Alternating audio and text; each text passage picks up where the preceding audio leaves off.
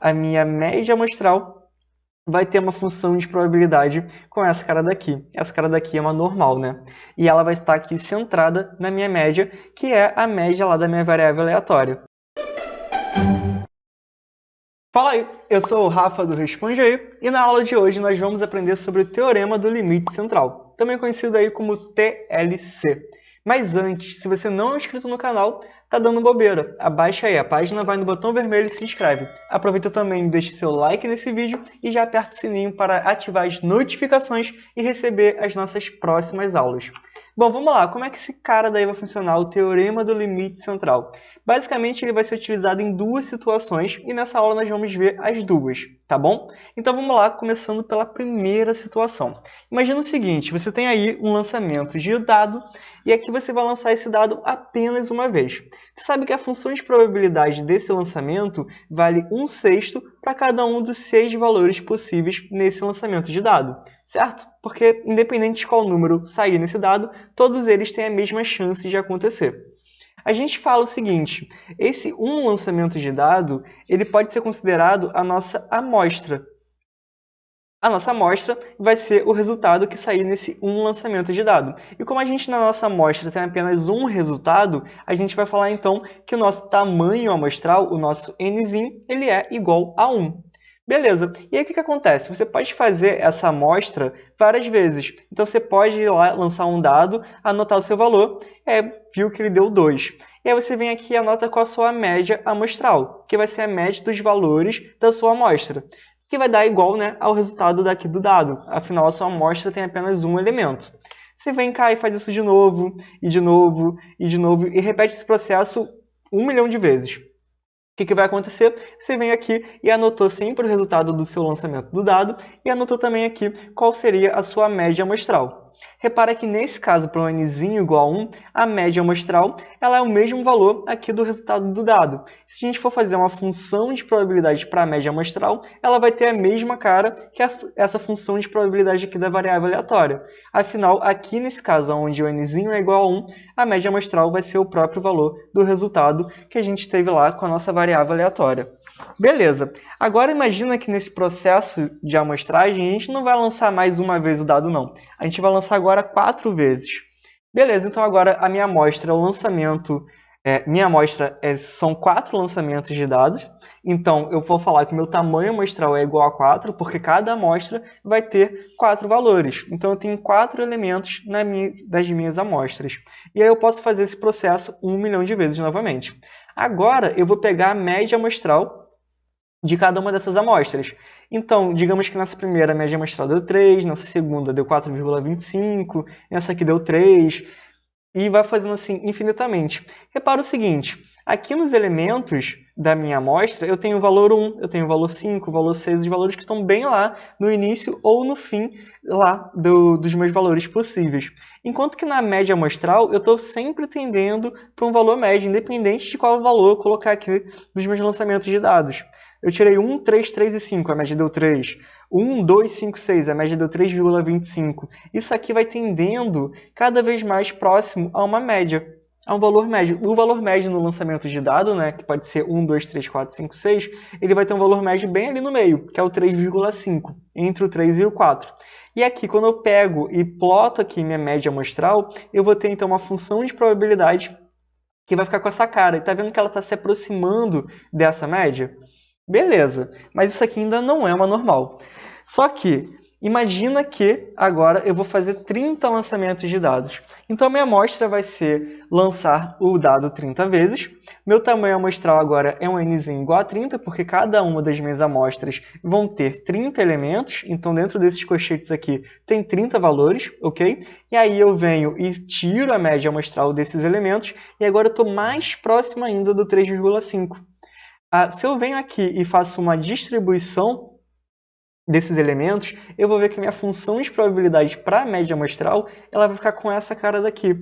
Vai ficar centrada na minha média, que é o 3,5, e vai ser aproximadamente uma normal. E quando eu digo aproximadamente é porque é bem próximo mesmo de uma normal. E é por isso que a gente pode utilizar o TLC, o Teorema do Limite Central, utilizado para a média amostral. Ele vai indicar para a gente o seguinte, ó. Eu tenho aqui uma variável aleatória, no nosso caso era lá o lançamento de um dado.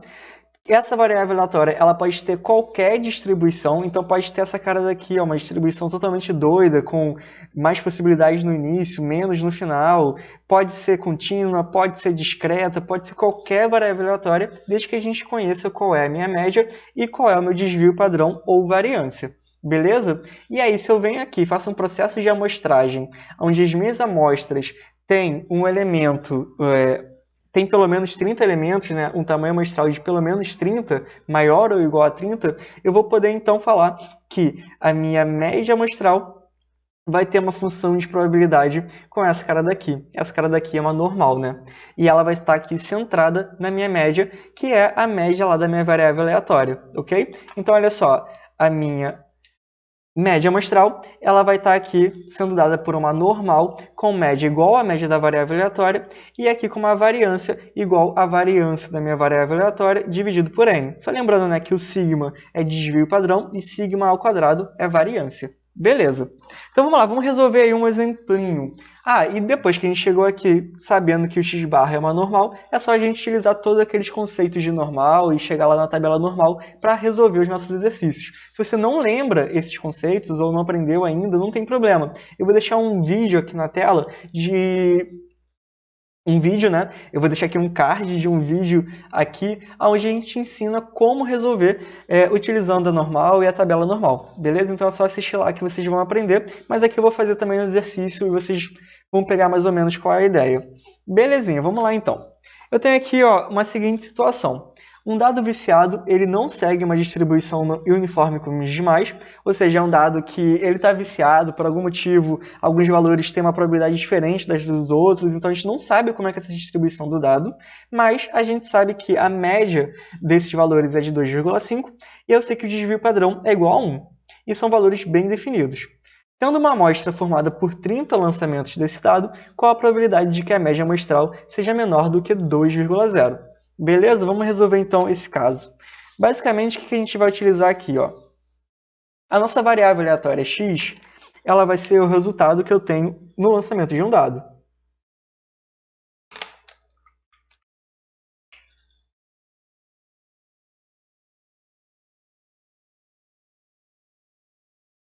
Beleza? Então eu vou falar que essa minha variável aleatória, ela segue uma distribuição qualquer que eu não sei qual é, mas eu sei que a média dessa distribuição, né, que foi dado no enunciado, é de 2,5, e eu sei que o desvio padrão é de 1, então a variância vai ser 1 ao quadrado. Show? E eu quero saber sobre a média amostral. Bom, aqui o que aconteceu? Eu fiz aí uma amostra, né, com 30 elementos, porque eu lancei esse dado 30 vezes, e, portanto, eu posso aplicar aqui o teorema do limite central. Aplicando esse teorema, eu vou falar o quê? Que a minha média amostral, o meu x-barra, ele tende a uma normal.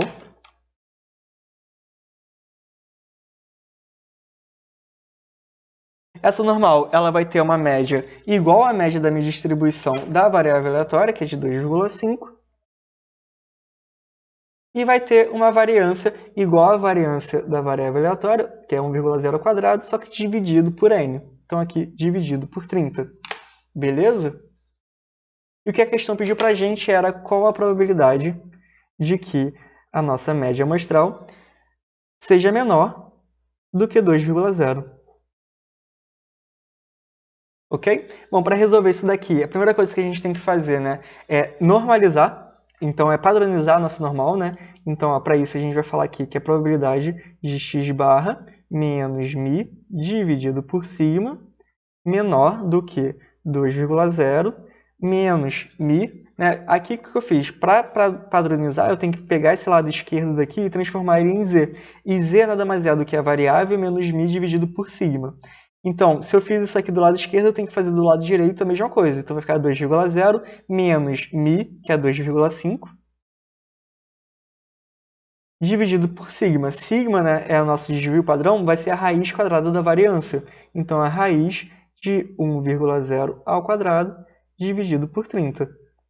E aí eu vou fazer essa continha, então aqui eu vou ter a probabilidade de, aqui eu normalizei, né, eu padronizei, então vai ficar z menor do que 2,0 menos 2,5 dividido aqui por essa raiz, vai dar o valor de menos 2,739. E aí, na tabela normal não tem valor negativo, né? Só tem valor positivo. Então tem que transformar esse valor num valor positivo. Então vai ficar a probabilidade de Z, ao invés de ser menor, vai ficar maior que 2,739. Só que para usar a tabela normal, a gente não pode usar o valor de Z ser maior que alguma coisa. Tem que ser o valor de Z ser menor que alguma coisa. Então isso aqui vai ficar, ó, igual a 1 menos a probabilidade de Z ser menor do que 2,739. Que vai ser igual a 1 menos... agora sim, eu posso utilizar a minha tabela normal. Então eu vou lá na tabela normal e vou ver qual é o valor que tem indicado para 2,739. O valor que vai estar lá indicado é o de 0,9969. E 1 menos isso vai ser igual a 0,0031. Ou se você preferir, você pode colocar em porcentagem 0,31%. Essa daqui vai ser a probabilidade do nosso x barra ser menor do que 2,0. Beleza? Belezinha, então a gente viu aí um exemplo que a gente está utilizando a média amostral. Tá, mas a gente não utiliza o TLC apenas para a média amostral. Olha só onde a gente utiliza também. Imagina lá no nosso lançamento de dados, novamente, onde a gente lançou 30 vezes o dado, né? Então a minha amostra tem um nzinho igual a 30, porque eu tenho 30 elementos na minha amostra, mas agora, ao invés de pegar a média desses elementos, eu vou pegar a soma deles. Então eu vou estar fazendo aqui a minha soma amostral, que é a soma dos elementos da minha amostra. E a soma amostral também vai tender a um valor médio. Olha, eles vão ficar próximos aqui, tá aqui 100, 108, 103, 104.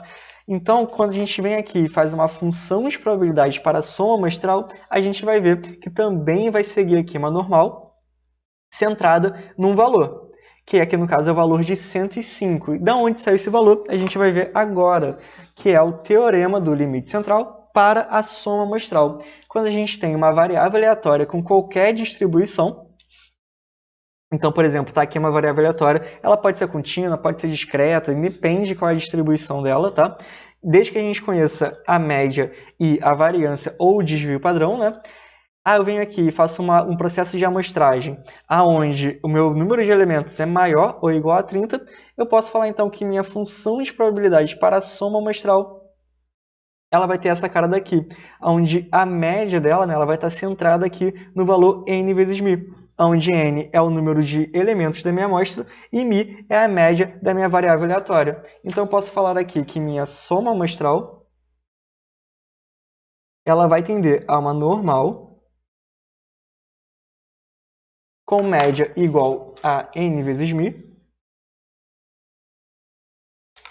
e com a variância igual a variância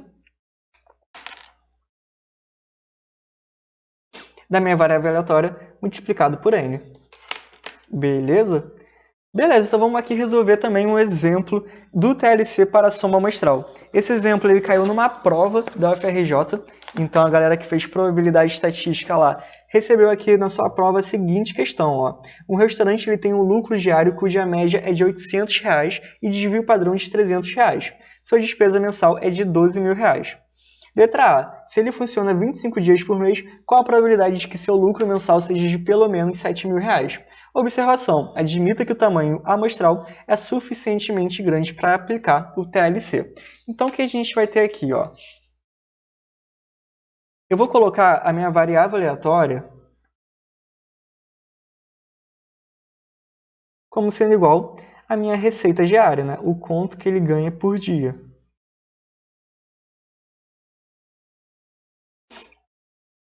Essa receita diária, a gente não sabe qual é qual a distribuição dela, né? Aqui, o lucro diário, cuja média é de R$ 800 e desvio padrão de 300. A gente sabe qual é a média de desvio padrão. Então, ó, eu sei que esse x, ele tende aí a uma distribuição que eu não conheço, mas eu sei que a média dessa distribuição é de R$ 800. Em média, ele tem uma receita de R$ 800 e o desvio padrão é de 300. Então, a variância vai ser 300 ao quadrado. Beleza. E o que ele quer, né? Se ele funciona 25 dias por mês, qual a probabilidade de que seu lucro mensal seja de pelo menos R$ 7.000? Então, ele quer saber aqui, ó, o que ele quer? Ele quer que o lucro seja de pelo menos R$7.000, ou seja, que o lucro seja maior que R$7.000, certo? Mas o que é o lucro dele no mês? O lucro dele no mês vai ser a receita dele multiplicado pelos dias do mês, então vai ser a receita mensal menos a despesa. Isso aqui tem que ser maior que 7.000. Beleza? Sendo que a despesa foi dada, né? Ele gasta por mês R$12.000. Então, ó, a receita mensal dele menos R$12.000 tem que ser maior que 7.000. É o que ele quer. Então, eu vou botar aqui que a receita mensal tem que ser maior do que 19.000. Ele quer descobrir qual a probabilidade disso aqui acontecer. Mas repara só, se ele recebe por dia, né? A nossa variável aleatória é a receita dele por dia, e no mês ele trabalha 25 dias, o que a gente está fazendo aqui é um processo de amostragem, onde a gente vai ter 25 valores. Né? O nosso N ele vai ser igual a 25. A gente não poderia aplicar o TLC, porque geralmente a gente costuma usar o N igual a 30, mas aqui ele colocou, admito que o tamanho amostral é suficientemente grande para aplicar o TLC. Então, ó, aplicando o TLC, eu vou falar o seguinte, que minha soma amostral, né, minha soma dos elementos da amostra, vai tender então a uma normal, com uma média que vai ser igual ao número de elementos, 25 vezes a média, 800, e com desvio padrão, que vai ser o número de elementos, com uma variância, né, que vai ser o número de elementos vezes a variância da própria variável aleatória, que é 300 ao quadrado. Beleza? Então, ó, esse somatório de x tende, portanto, a uma normal, com uma média de 20.000 e uma variância de 2.250.000. Ok? Então, o que a gente quer aqui encontrar no final das contas é a probabilidade de que o nosso somatório de x, né, a nossa soma de elementos da nossa amostra, seja maior que 19.000. Beleza? Então vamos lá, vamos resolver isso daí. Então, ó, a probabilidade que a soma de elementos seja maior que 19.000, vamos padronizar essa nossa normal. Então aqui vai ficar somatório de x menos μ dividido por sigma é maior que 19.000 menos a média da nossa normal, aqui 20.000, dividido pelo desvio padrão, que vai ser então a raiz dessa variância aqui. Então é raiz de 2.250.000. Fazendo essa continha, você vai ter, ó, aqui do lado esquerdo vai ser o z, né, que a gente estava padronizando a nossa normal, e aqui do lado direito a gente vai ter o valor de menos 0,66. E o que acontece, né? Não tem valor negativo na nossa tabela normal, então eu tenho que aqui inverter, ao invés de ser maior vai ser menor, ao invés de ser menos vai ser 0,666. E é isso que a gente procura na tabela normal, né? A probabilidade de z ser menor que um valor. Então aqui vai ficar, ó, procurar lá na tabela normal qual é o resultado para 0,666. Você vai encontrar que esse resultado ele é de 0,7454. Se preferir, em porcentagem é de 74,54%.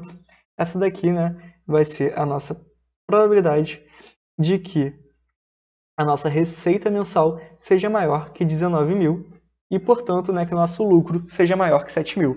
Beleza, galera? Então, TLC é isso. Você pode utilizar tanto para a média amostral quanto para a soma dos elementos da sua amostra. Só tem que tomar cuidado que em cada uma dessas utilizações vai ser um pouquinho diferente, né? Aqui na soma da amostra, você tem que multiplicar por N, tanto a média quanto a nossa variância, enquanto que lá na média amostral, você vai dividir por N a variância e a média vai ser igualzinho à média da sua variável aleatória. Beleza? E aí, galera, esse vídeo te ajudou? Responde aí e não se esqueça de se inscrever no canal e deixar o seu like.